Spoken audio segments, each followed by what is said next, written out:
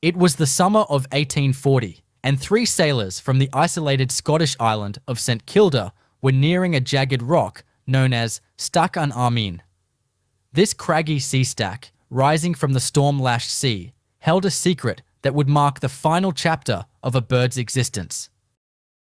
As the sailors climbed the treacherous rock, their eyes locked onto something extraordinary, a strange, towering bird waddling awkwardly among the puffins and gulls, standing at nearly 3 feet tall. Its wings, too small to carry it into flight, and its hooked beak, as large as its head, gave it an almost comical appearance. Yet the sailors knew this bird was no laughing matter. It was an enigma, the original penguin, and yet, far from the cold landscapes of the south, it was found here in the northern waters of the Atlantic. This chance encounter would be the last time a great auk was seen alive on British soil. These sailors, perhaps seeking a thrill, or perhaps unaware of the bird's impending doom, captured it. For 3 days, they kept the bird alive. But when a violent storm struck, fear took hold. The sailors, believing the bird to be an omen, a witch summoning the storm, ended its life. Stoned to death, it fell, marking the last known living great auk in Britain. 4 years later, in 1844, the last 2 great auks would be killed on Eldey Island off Iceland, ensuring that this remarkable creature would vanish from the earth forever. But how did this remarkable bird, once a dominant presence in the North Atlantic, fade into extinction? And what can we learn from the great auk's tragic end? Let's dive into the story of the great auk, the flightless bird of the sea, whose death is a somber reminder of humanity's impact on the natural world. The great auk, scientifically known as Pinguinus impennis, was a bird unlike any other, standing between 75 to 85 centimeters tall and weighing roughly 5 kilograms. It was the largest bird in the aukid family, the same family that includes puffins and razorbills. Its wings, measuring only 15 centimeters, were more like flippers than wings, adapted for life underwater rather than the skies. Its black back and white belly made the bird unmistakable, a majestic sight on the rocky shores of its breeding colonies. But this bird was not built for flight. Its wings, although small, were incredibly strong for underwater propulsion. The great auk was an exceptional swimmer, diving up to 250 feet in search of food. It was not just a bird of the sea, it was a creature of the water, diving, chasing, and hunting fish and crustaceans with expert precision. Its habitat stretched across the cold waters of the North Atlantic, from the coasts of Canada and Greenland to Iceland, the British Isles, and even as far south as Spain. Unlike other seabirds, the great auk did not migrate in large flocks, but instead was found in small groups, particularly during the breeding season. The bird was solitary outside of breeding months, spending most of its time hunting in the sea, using its wings as flippers to propel itself underwater. In fact, its adaptations to life at sea were extraordinary. The great auk could hold its breath for up to 15 minutes, longer than most marine mammals, and could dive to depths that few other seabirds could match. In the cold waters of the North Atlantic, it hunted fish such as menhaden and capelin, as well as crustaceans, and often hunted in groups, showing a level of sociality rare among seabirds. The breeding colonies were a spectacular sight, especially during mating season, when male and female pairs performed intricate courtship rituals. Pairs of great auks mated for life, and each breeding season they would lay just 1 egg. Both parents took turns incubating the egg for a full 6 weeks, protecting it from the cold and the ever-present threat of predators. The great auk lived most of its life at sea, but its breeding behavior required a very specific habitat. It needed rocky islands that were remote, safe from land predators, and close to abundant food sources in the sea. These breeding colonies were often packed with hundreds of thousands of birds, making them a spectacle of life in the harsh northern seas. They mated for life, and both parents shared the responsibility of incubating the single egg laid each year. These dense colonies, however, were not always safe. While the birds were highly social, this also made them easy targets. The Great Auk nested only on a few select islands, and their range was remarkably limited. Islands like Funk Island, Grimsey Island, and Eldey Island were home to the last known breeding populations. These islands were not only remote, but provided the specific breeding conditions required by the Great Auk. The cliffs provided protection from most predators, and the rocky shorelines were perfect for nesting. However, these remote islands also meant that the bird's population was isolated, making them especially vulnerable to external threats.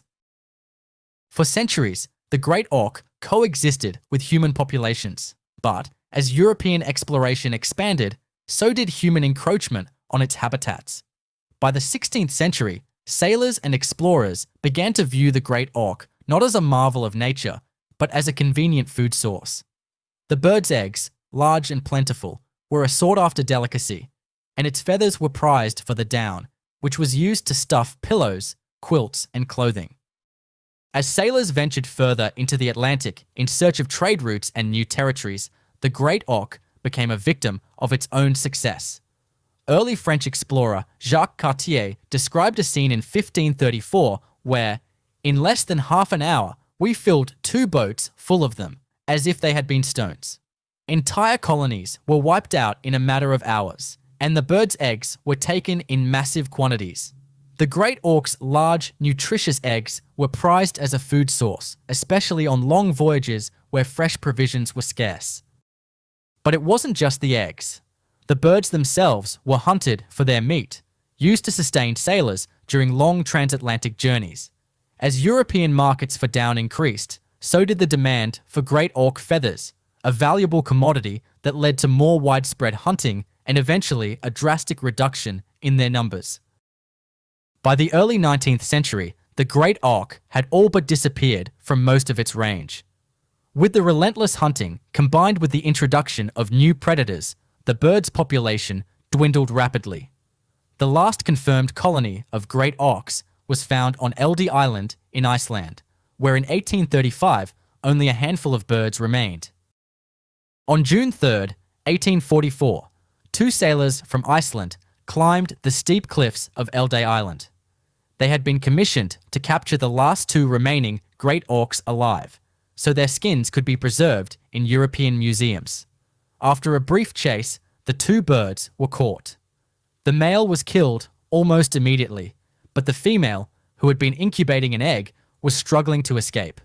In the chaos, one of the fishermen stepped on the egg, crushing it underfoot. And with that, the species was lost. No more Great Auks were seen after that fateful day. The destruction of the Great Auk marked one of the first instances of a species being driven to extinction due to human activity. It wasn't just hunting that did the bird in, though. It was the combination of habitat loss, overhunting, and a lack of effective conservation measures.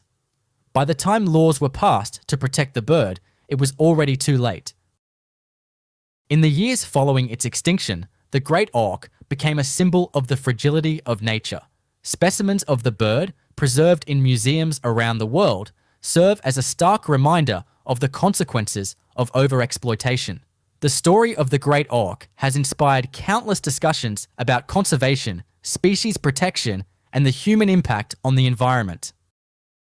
In literature, the Great Auk has been depicted as a victim of human greed, a creature whose extinction was not just a natural occurrence, but a tragic result of human interference. The bird story was immortalized in works such as Charles Kingsley's The Water Babies, where the bird serves as a symbol of innocence lost to human cruelty. In fact, the Great Auk's extinction was one of the earliest examples of humans acknowledging the direct link between exploitation and extinction. In more recent years, the bird has become a symbol in discussions about conservation, serving as an early example of what can happen when species are treated as commodities rather than integral parts of an ecosystem. Though the Great Auk is gone, its legacy lives on. The bird's extinction was a wake-up call for humanity, an urgent reminder that when we ignore the delicate balance of nature, we risk losing the very species that make our world unique. The Great Auk story played a pivotal role in the formation of early conservation laws. In fact, in 1775, Nova Scotia issued a law to protect the Great Auk, prohibiting the killing of the birds for their feathers. But these efforts were too late, as the birds had already been heavily hunted. The Great Auk also inspired early efforts to catalogue and protect wildlife in museums and scientific collections. The bird specimens, now housed in institutions around the world, serve as both a scientific record and a painful reminder of the consequences of unchecked exploitation. In today's world, the Great Auk remains a symbol of the fragility of species and ecosystems. While the extinction of the Great Auk was irreversible, we are still in a position to protect the species that remain. The lessons learned from the Great Auk's extinction echo through modern conservation efforts, reminding us that we must act now to prevent other species from suffering the same fate. As we reflect on the Great Auk's story, we are reminded of the delicate balance of nature and the consequences of human interference. The extinction of the Great Auk is not just a historical event.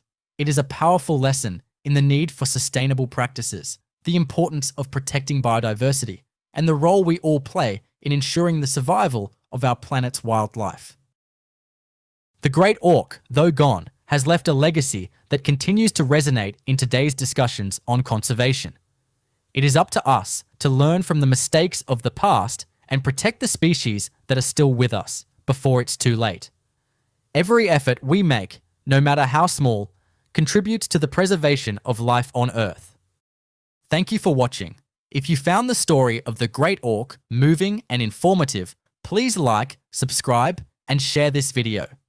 Let's continue the conversation. What can we do today to prevent the extinction of other species? Leave your thoughts in the comments below.